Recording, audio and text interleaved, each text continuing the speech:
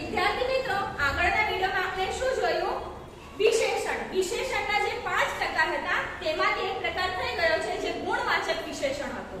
तो अब हम जाएंगे संख्यावाचक विशेषण के ऊपर. दूसरे नंबर का है संख्यावाचक विशेषण. હવે આપણે જેમ સંખ્યા જોઈએ તો તરત જ ખબર પડી જાય કે સંખ્યા એટલે 1 2 3 4, બરાબર? તો તે રીતે 1 થી 100 સુધી અથવા તો જેટલી સંખ્યા હોય ત્યાં સુધીની જે સંખ્યા છે એને આપણે संख्यावाचक कहिए. अब देखो संख्यावाचक के अंदर भी अलग-अलग प्रकार है, जैसे कि सादी पूर्ण संख्यावाचक, क्रमिक संख्यावाचक, संख्यांशवाचक, यानी कि यहाँ पे अलग-अलग उसके और प्रकार दिए हैं. तो उसमें सादी पूर्ण संख्यावाचक है, उसमें कौन-कौन से नंबर आते हैं? तो 1 2 35 10 वगैरह, ऐसे हम बोलते हैं ना 1 2 3 4 100 સુધી, 1000 સુધી, लाख સુધી. એ રીતે જે સંખ્યા આવે એને શું કહેવાય? સાદી સંખ્યાવાચક, यानी कि वो कैसी है? सिंपल है. उसके बाद देखो क्रमिक संख्यावाचक. क्रमिक यानी कि सीक्वेंस वाइज, उसको हम क्या बोलते हैं? क्रमिक, जो क्रम अनुसार चलती है. हम बोलते हैं ना पहलू, बीजू, त्रीजू, चौथू. तो जो पहलू, छेलू, दसवू, आठवू वगैरह, इसको बोला जाता है क्रमिक, जो क्रम के अनुसार चलती है. उसके बाद देखो संख्यांशवाचक. यहाँ पे दिया है संख्यांशवाचक.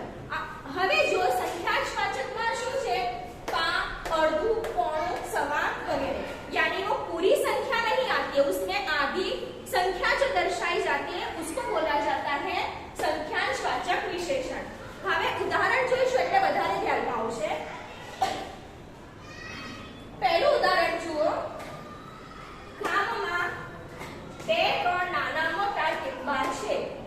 अभी परीक्षा के अंदर आपको पूछा जाएगा, पूरा सेंटेंस होगा, वाक्य होगा, उस वाक्य में से आपको दिखाना है कि इसमें गुणवाचक भी आ सकता है, संख्यावाचक भी आ सकता है, मात्रा सूचक भी आ सकता है.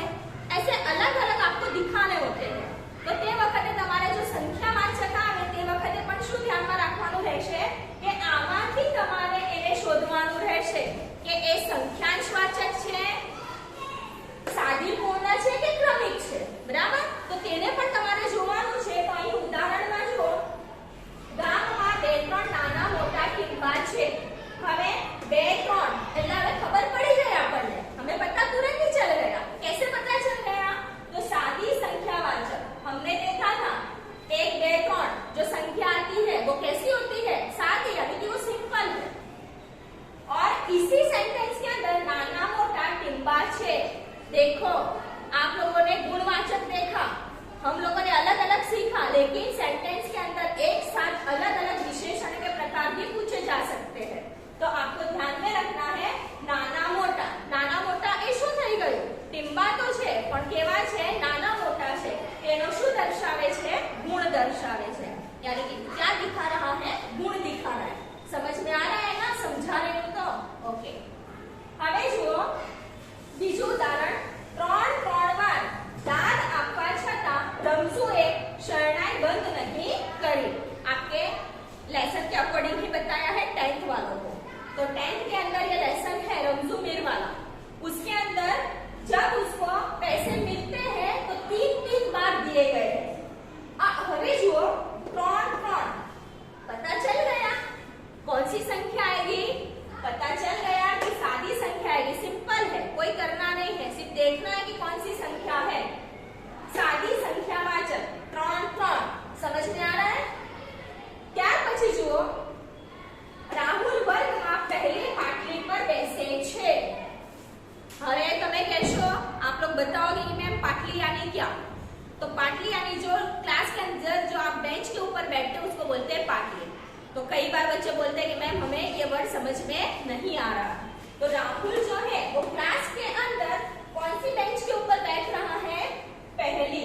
कौन सी? यानी कि फर्स्ट बेंच पे बैठ रहा है. तो आप लोगों को पता चल गया कि ये कौन सा आएगा? क्रमिक संख्या आएगा. कौन सा आएगा? क्रमिक आएगा. क्यों? क्योंकि यहाँ पे पहली है, हमने देखा है पहली, बीजी, त्रीजी, जहां तक संख्या आती है तो उस तरह से छल्लू, त्रीजू, चौथू ऐसा जब आता है तो वो हो जाती है क्रमिक, यानी कि वो सीक्वेंस वाइज बताई जा रही है. राकेश भणવામાં હોશિયાર હોવાથી હંમેશા તેનો पहलो नंबर आवतो।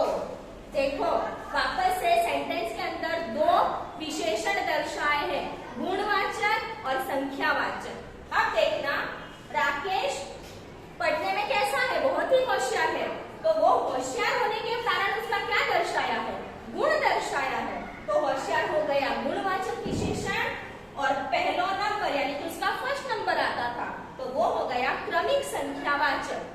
आपको लिखना पड़ेगा कि ये क्रमिक है, सादी है, पूर्ण है, ऐसा दिखाना पड़ेगा। सिर्फ संख्यावाचक लिखने से मतलब नहीं है, तो आपको लिखना है कि क्रमिक संख्यावाचक। समझ में आ रहा है? ત્યાર પછી જુઓ, અમે 12:15 વાગે अहमदाबाद पहुंचिया। देखो अभी यहाँ पे क्या है, 12:15 हम लोगों ने देखा था, जो आधा पौना होता है उसको बोला जाता है संख्यांशवाचक। तो एग्जाम्पल के अंदर, उदाहरण के अंदर क्या लिखा है, 12:15 वागे क्या पहुंचा, अहमदाबाद। तो सवा आया तो क्या आएगा, संख्यांशवाचक। ત્યાર પછી જુઓ, ભવ્યા બહેન પા ભાગનું ભોજન ગરીબોને દાન આપે છે। पा फिर से कौन सा आ गया, पा। हमने देखा था पा, अर्धु, पौणु, सवा, ऐसे जब संख्या दर्शाई जाती है तो वो संख्यांशवाचक में आते हैं। तो विद्यार्थी मित्रों, तमे पण हजी उदाहरण लखीने कमेंट बॉक्स ની અંદર જરૂરથી મોકલજો।